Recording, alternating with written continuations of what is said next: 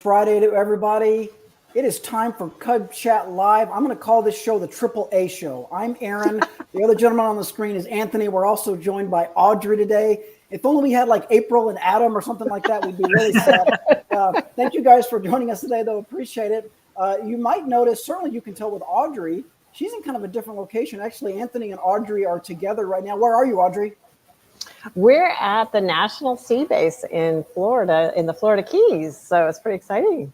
They are not just on vacation. They are there for official Cub Scout business, although that's quite a coincidence that they're doing their official business at Sea Base. But that's not what today's about. Anthony emailed me earlier this week and said he wanted to do a show where we just got to ask them questions. For those of you who don't know, Anthony is the professional leader of the Cub Scouting program. Audrey is the chair of the committee. So we have a volunteer over here. We have a professional over here and a volunteer over here. And it's almost kind of like an ask us anything, right, guys? I've got a list of questions. We're going to take questions from viewers. We might not be able to get to them all. I'll just tell you that right now. And there may be some questions that we simply can't answer. But a real quick shout out. We got a lot of comments already. Hey, Rusty, Emily's watching on YouTube. Good job, Emily. We're now on YouTube as well. Jeremy's watching. Yvonne is watching. We appreciate that. Mike D's already got a question. Mike, we'll get to that here in a little bit. Wendy, Eugene, thank you guys for watching. Hello, Rob. Good to see you again, my friend. But we're here to ask questions about, obviously, the Cub Scout program updates that we're kind of in the process of rolling out here over the next few months. Anthony, to start us off, maybe you could just take us back a little bit. Why was the decision made to update the program, and why is now the time for us to do it? Yeah, that's a really good one to kick off with. So I like to, when we talk to volunteers and parents, and we talk about what's a key element for scouting in our future. And one word constantly comes up, and that word is relevant, right? We want to be relevant. We want to be relevant. Well, the reality is you can't be relevant and not change, right? Because our audience, our families are changing and times change and those things happen. And if we're not changing with that, then that's how you become irrelevant, right? That's by not changing. So we should always be looking at making sure that we are continuously improving our program. So, members of our committee and folks who have been part of this project will actually be very upset if 5 years after we launch this, we still have the same Cub Scout program. We really do want to see, and a lot of the updates that we've made created a platform so it can be easily changed and adjusted and start making sure that we do adjust with the times, that we're meeting people where they're at, and that it's easier for us to remain relevant. So timing, absolutely, right? That's, we had some circumstances beyond our control that have happened. We really wanted to get this a little bit sooner rather than later, but that's we used that time wisely, and we were able to do actually some more enhancements than what we had originally planned to do on the first run. So that's the why. This shouldn't be the first or last time you see updates and changes to the Cub Scout program. We're not building a program to last the next 50 years of Cub Scouting, and to remain relevant, we've got to change, and now's the perfect time to do that. Awesome. All right, Audrey, I have a question for you now, young woman. So, as the volunteer head of the National Cub Scouting Subcommittee, correct me if I'm wrong, your predecessor, our good friend Lisa, was the volunteer chair who kind of began this. You kind of came in as it was already rolling. What was that like for you, Audrey? Were you involved before you became the head of the committee, or did you kind of have to hit the ground running, not knowing anything? What was it like for you? Yes, Lisa Whaley was the catalyst to get this motivated and started, and really set the precedence for our data-driven decision making and all those kinds of things, and the way our committee operates with the work groups and that sort of thing. I was on that committee, so I was invited to join the national committee, and so I was on it for about a year and a half before I was invited to be the vice chair. And I served in that role for a year, which was a preparation role for this exciting thing. So I've been kept, I am in the loop, and I help, from the onset of some of the creation. But I've only been in this role since for about a year. So we're coming up on, I guess, 6 months. So it's been fun and exciting, and yeah, it was very necessary because there's a lot of balls in the air, things that are complicated that it would be very, very difficult to just come in cold. So no, served previously. Gotcha. One thing that I've learned, I learned it as a Cub Scout volunteer myself. I used to be a Cub Master. I used to be a den leader, in case I've never mentioned that on this show before. And one thing that I've learned doing that, and also as a professional in the BSA, is that people love Cub Scouts. People have a real passion for the program. So, people get their hearts broken when they see certain changes. And Anthony, we did a show earlier about the fact that you guys try not to make decisions based on emotions, right? Based on feelings. And again, to let everybody know, we actually did a whole episode on that. You can go back into our archives, wherever you're watching this show now, whether it's on YouTube or Facebook.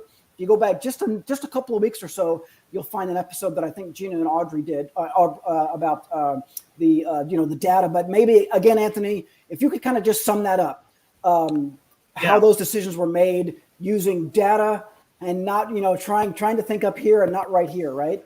Right. Yeah. That's I've seen comments because we look at social media, but look, the reality is we're not going to make decisions based on social media posts, right? Because that's not a fair sampling. It's not a good approach. Folks who tend to be on the Cub Scout social media channels are highly engaged and we're trying to build a program for the masses, right? We're really trying to make sure it's appealing to a wide audience. And so when we do data and we come across something in a decision that we're like, okay, what should we do with this?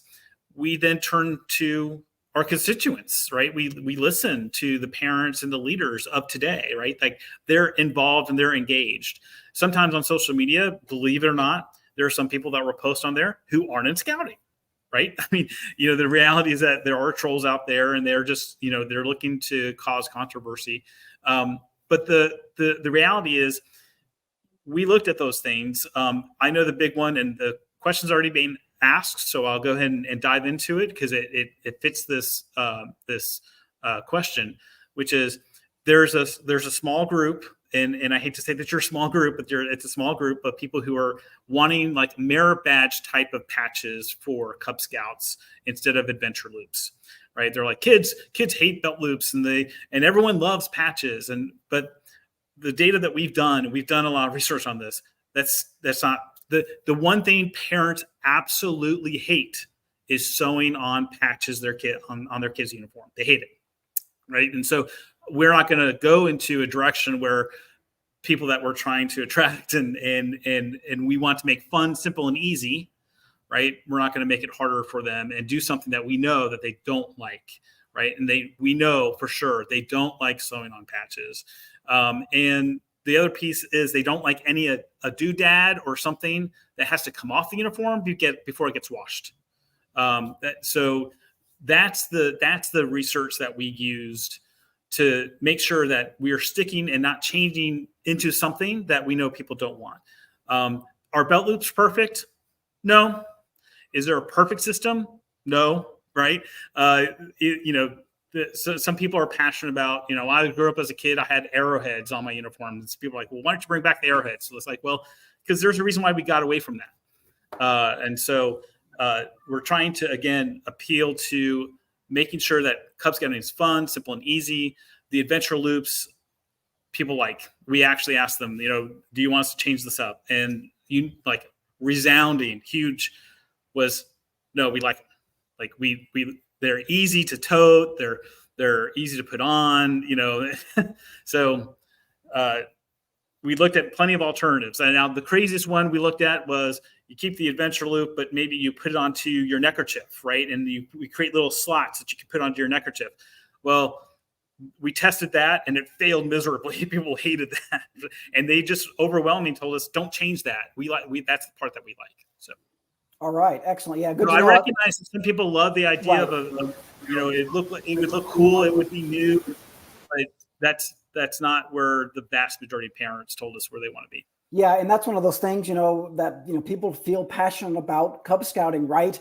And so it's hard to let go of that kind of thing. But that's That you answered that question great, Anthony, because that was the purpose of the question, was to show how we have to look beyond that kind of thing, and beyond what the passionate few folks think, and really look at data and what people are telling us in the field, and that's how these decisions were driven. Audrey, next question for you. I'm just, you obviously, like both Anthony and I, have a lot of experience in the Cub Scout program. Going into this process, was there anything in your mind that you thought, we can't change this? Whatever happened, we can't change this. We can't do away with this. I'm just curious, anything that you were passionate about, and if so, how did you deal with that?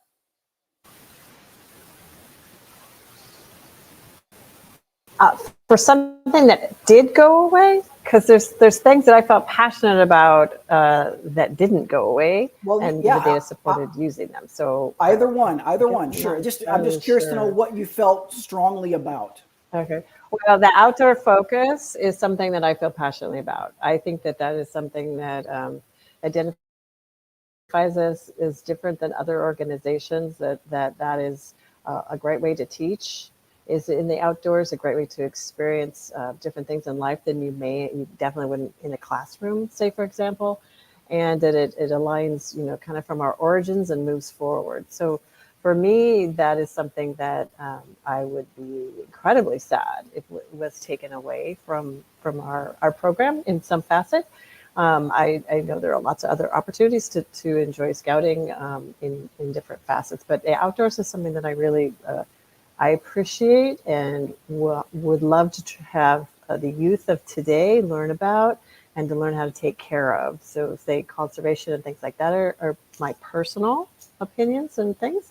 But as I've said before, what I personally value and that I needed to be backed up by data. I needed to say that, yes, our other families did agree with that, and that's what they were looking for in scouting, and that's what they wanted still to remain in scouting. So that's my personal opinion, but then that one actually happened to be backed up by data. Very good. Anthony, what about you? Is there anything that you had a really hard time letting go of, really hard time saying goodbye to, when the data just showed that it wasn't meant to be? For me, there wasn't anything that was emotional. I think part of that question you asked originally was there anything that was like off the table, right? And for me, it was the Scout Oath and Scout Law, right? That's off the table, right? That's we are keeping that. That's our foundation. We need to double down on that, right? That's what people want from us. That's what scouting's about, right? So that's our DNA. That's our essence. So for me, it was like, okay, are we doing the best job we possibly can to actually double down on those values, right? And fully incorporate those things into our program in a way where we're meeting people where they're at, right? Without coming off, preachy or, people make decisions before they even join that's not for them. So that to me, I'm on the other side of the coin. Like, it's exciting. Like, it's super exciting to see Cub Scouting, and scouting in general, embracing the ability to say, look, the Scout Oath and Scout Law are important. They always have been. That's what we're about. How we deliver that needs to be the part that changes, right? So we're not changing for the sake of change. I think that's where some people get really anxious in scouting when we talk about change, because they get scared about, are they going to take this away from the Scout Oath or Scout Law, or we're talking about values now and they're going to start changing their values. And that's not what we want to do. What we have to do is focus on how do we deliver those values? How do we deliver character? And are we doing the best job? And I think Bobcat's a good example of that, right? Dramatically changing Bobcat so that we can introduce Cub Scout scouting values in a way that's going to have an impact on the youth, not just to check a box and say, hey, they earned Bobcat, but are we doing it in a way that they're going to walk away and hopefully implement that into their life, right? That's what we're here to do. Well, we have a very spirited comment section today, guys, as we knew that we would. I'm happy to report that everybody is sort of following the Scout Oath and Law. As you said, Anthony, it's still a part of the program. And everybody in the comments is following right now, even when they have disagreements. We appreciate, guys, going back and forth. All that stuff is great. Again, we might not be able to get to all of your questions today, but we will do our best. I think that's also part of the Cub Scout program. Last time I checked. Somewhere before. Yeah, exactly. Audrey, question for you. there are a lot of people involved in this process, not just you, not just Anthony, certainly not me. A whole team of people was involved in the process. What was it like working with that team? And were there ever any disagreements amongst the team members? I'm sure that everybody in the team feels passionate about Cub Scouting. Did you ever have any disagreements? Did you ever have to deal with any issues like that? Well, that would be naive to say there were no disagreements on anything.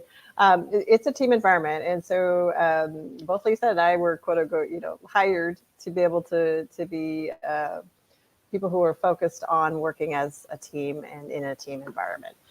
So what we do is we have work groups on things. So they have a specific task. We're more like if you're familiar with agile software development, where you're given a statement of work, you go out and you do it for a brief period of time, you produce something, come back, you test it. And then based on the test and what your customers tell you, then you improve it further and move to the next stage. So that's how we handle our work groups. We're not a sitting committee. We also have, when we went out and we did all the requirements development and the content, we also had subject matter experts on every team. So those would be people from education, from we had several universities overlooking materials, from everything from safety to actual technical experts. So I believe we have had I think the list is about 200 people have touched this material in some form. So it's been a very thorough job. It's been a very quick moving job. And that kept it laser focused. And so it has been indeed a team effort. And no, I just get to be the spokesperson and kind of oversee the process. Lisa Wiley is still the past chair is our project manager, and she's still highly overseeing the details with those teams that are working still on the details of publishing and things like that. So it's been everything from graphics design to content to, as I said, safety and all things in between. So it's quite the process. And I now know more than I've ever before known about publishing a handbook. That's a process for sure, publishing a handbook. Yeah. Speaking of process, Anthony, you already addressed one of our most common audience questions: patches, bell loops, things like that. Another common audience question I'm seeing is, why can't we know more about this right now? You guys have made it a point to roll this out over the next several months. For those of you who don't know, we're going to be devoting a couple of Cub Chat Live episodes all the way through next spring, I think, rolling out this program. Can you talk about that decision, Anthony, and why that was made? Why not just dump everything out all at once? Yeah, so I geek out on a couple of things in scouting. And one of the things that when we started looking at this, I really did look at all the past initiatives that we've done as a national organization, and kind of looked at, okay, where do those go? I'm going to say right, and where they go wrong, right? So there's some positive and negatives to some, because some of the initiatives that we've rolled out aren't around still, right? And they didn't quite last. And so why was that? Was it the idea, or was it the execution, right? And those types of things. And a lot of times it came out to the rollout. And one of the things that when we do big initiatives that we have to make sure we do is we have to have an infrastructure in place to support the hundreds and thousands of families and volunteers that are out there when we do roll it out, that they can get an answer on the local level, right? And that there's plenty of people who are well-informed that can answer those questions and are part of the journey, if you will. When we leave those folks out, whether it be council staff or council volunteers, then it becomes controversy, right? Because then they hear something secondhand, and volunteers are like, well, don't you work for Scouts? You should know about this already, right? So we've actually have been socializing a lot of these changes and improvements over the past year and a half. We have socialized it with council staff members, national volunteers, and throughout the past couple of months, we've been educating program NST leads, the commissioner staff, Scout Shop employees. We did a special video just for them to let them know that they're aware that of the updates and those types of things. So we're trying to create that infrastructure. So as it gets launched, right, and we're months away from launch still, but come June and July, and more importantly, August, when we're welcoming new families in, everyone's already like knowledgeable about this now. And there is that infrastructure on the local level that can answer questions and make sure there's clarity to the program and the design and the delivery of it. Excellent.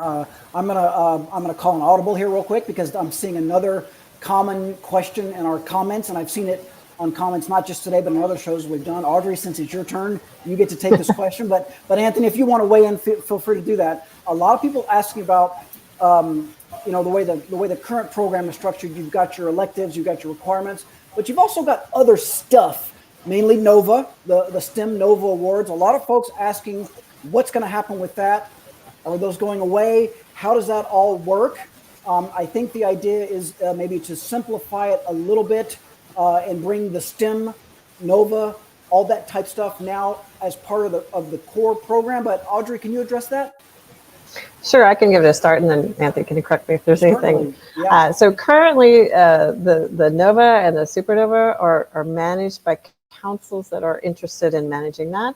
And so those programs are available if your council is sponsoring those, and that's not a Cubs decision. That's a cooperative decision that was made. So the current idea of STEM education and STEM elective adventures and the concepts that are really great and things that we think that Scouts would really benefit for on their way to being prepared for life, as Scouts VSA's motto there, are going to be electives, and they're going to be widely available if you choose to do them. There will be a track for each age group for science, technology, engineering, and mathematics, which is actually more than was available, quite a bit more than was available. So that's actually really exciting.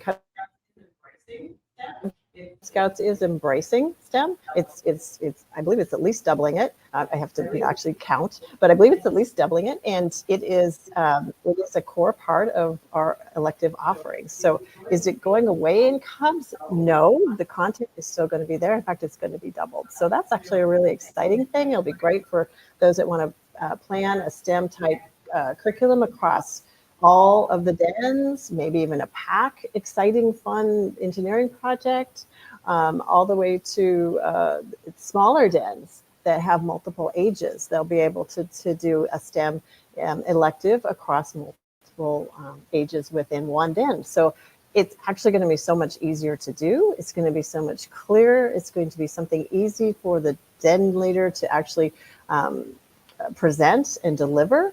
And so that's really exciting. But the named awards are managed by the councils if they are managing them, if they are providing them. Is that anything to add, Anthony? Yeah, that's absolutely all very true, right? We're doubling down on STEM, right? So this is where the emotional has to come out of it, right? It's the reality that we want STEM. We want as many kids in Cub Scouting to experience STEM, right? And when we have a system of delivery of that topic that's only reaching 1% of our Cub Scouts, that to me is not acceptable. My degree is in math education. I'm a strong supporter of STEM. I believe that we need to make sure that it is a core part of our program. And we've learned over time the best way to do that is you make it part of the advancement program, right? It counts towards your badge of rank. And you don't have to go to find a counselor, and you have to find all this infrastructure that STEM Nova had. We asked, and we got feedback on that. Those who completed STEM Nova, the majority of them had a negative experience. And so when others are asking about it, it's about a third and a third and a third. A third will say it's the greatest thing in the world, right? And we have some people who are reviewing and they love it. A third will say it was a horrible experience. I won't recommend doing it. And then a third of the people will say, right? And so when you look at that, and you're a new den leader and you're looking at new programming, when two people aren't really giving it any kind of stellar reviews, and only one person is, we want to fix the process of the delivery of the content, right? So it has nothing to do with us not wanting STEM. It has everything to do with us loving STEM and wanting it to be more accessible to more Cub Scouts. That's ultimately the goal. And so when that's why when we talk about the mission. What's the mission? And are we effective in delivering that mission? The delivery method is the one that we should be flexible on and not married to. We should always be married to the mission and the outcome. What do we want that to happen? And then we can be agile when it comes to, hey, maybe the system that we have doesn't work 5 years from now. Great. Then we can change it, right? That's as long as it's going to move the needle where more and more kids are exposed to the content. Another very common question that I've seen both in the comments today and in previous comments is about specifically the Arrow of Light program. I think traditionally the Arrow of Light Cub Scouts cross over into Boy Scouts or Scouts BSA sometime earlier in the spring. Oftentimes, I guess that means they aren't necessarily involved in Cub Scouts all the way through the end of the school year like they would be in all the other grades. Does the new program or does the updated program take that into account? Whoever wants to answer this, Audrey or Anthony, what can you tell us about the Arrow of Light requirements and how it fits into maybe a slightly abbreviated schedule? Is that the right way to say it? Audrey, what do you think?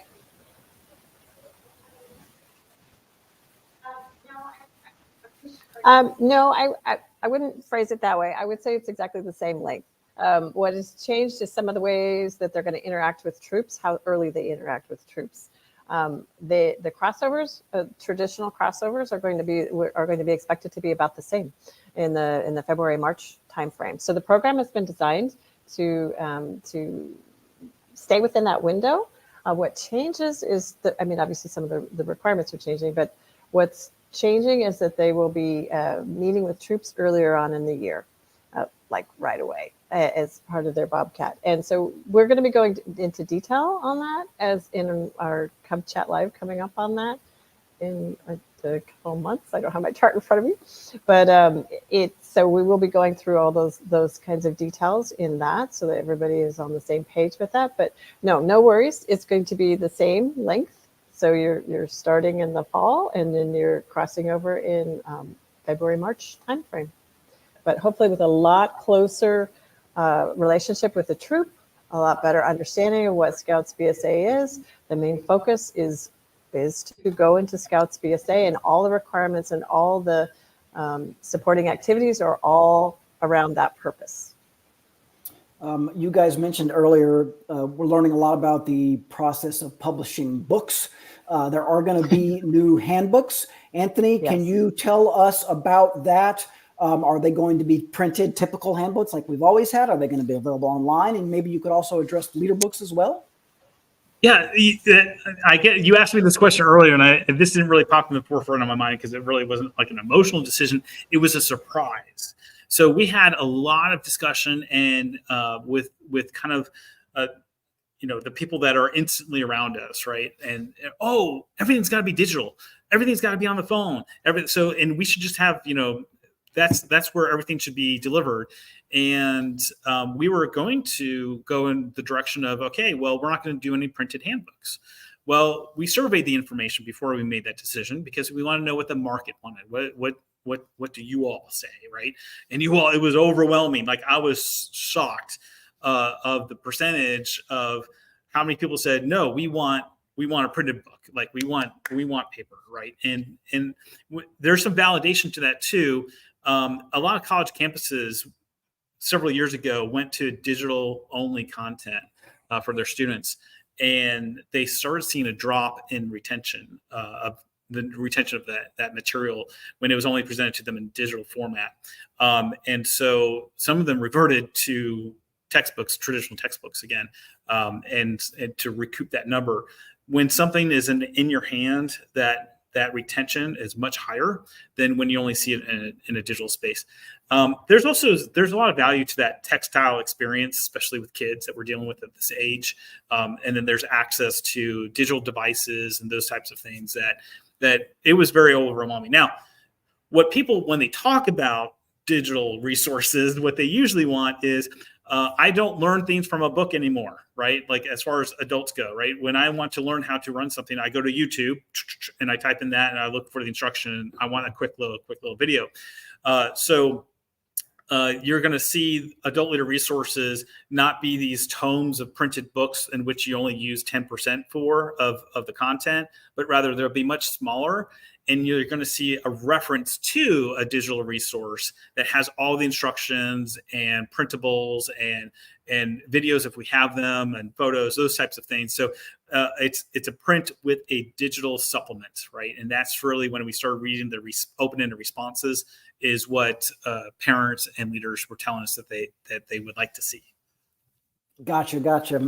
We have just another couple of minutes left with Anthony and Audrey today. I think we've actually managed to address most of the questions from our viewers today. They are, I've kind of tried to condense them and combine them. I think we've addressed most of the issues, but Audrey, our last question for the day, can you tell us, is there anything about these new updates that mostly excites you? Any aspect, any requirement, anything that you are most super fired up about that you can share with our viewers? Well, I think it's super critical that we're able to express what do we stand for and why do we exist and what is our program. I call it an elevator speech, if anybody's been in sales or marketing or whatever. You need to be able to say it in a concise way. And the ability to do that now, we have our at-a-glance chart, 6 and 2. We have 6 requirements, 2 electives per grade. That is it. And that is so simple and so easy to express. And what the requirements are around the aims of Boy Scout, of BSA, and the focus areas. And that is just these are the things that we think is important. These are the things we think you should learn. And then beyond that, you get to choose what you would like to learn. And I think that is the key takeaway, and the is going to be so powerful when we're trying to ask new leaders to come on board. It's 6 and 2. Let's put it in the calendar. It's that simple. We're done. And the talking to new parents, new families out there. What is Scouts? I am sad to say there are people who I talk to quite frequently that say, "So Scouts is still around," or "What is Scouts?" Or they're just new communities coming in, new people coming into our communities that have no idea what Scouting is. This is something simple and easy that they can express, understand, and it's going to be simple for the den leader to implement and deliver. Awesome. Well, just scanning through the comments, there's a lot of things people disagree on, but there is one thing people seem to agree on, and that is, Anthony, our previous question about the printed books. Everybody seems to be a big fan of that. Shout out to Emily, who's had a lot of positive comments on YouTube. Emily, thank you for watching. I haven't been able to get nearly as many shout outs as I would like to, but Jesse, Brian, appreciate you watching as well. Nathaniel, Philip, you guys are great. Excellent job today, guys, asking these questions. I did not give them these questions in advance, everybody. They had to answer these off the top of their heads. So you guys did great, as expected. Thank you so much for your time today. Enjoy the rest of your time at Florida Sea Base. I hope the weather cooperates with you. To the rest of you watching, thanks so much. We appreciate it. Tune in next week for another episode of Cub Chat Live. In the meantime, enjoy your weekend, everybody. Thanks for watching. Bye, Anthony. Bye, Audrey. Thanks.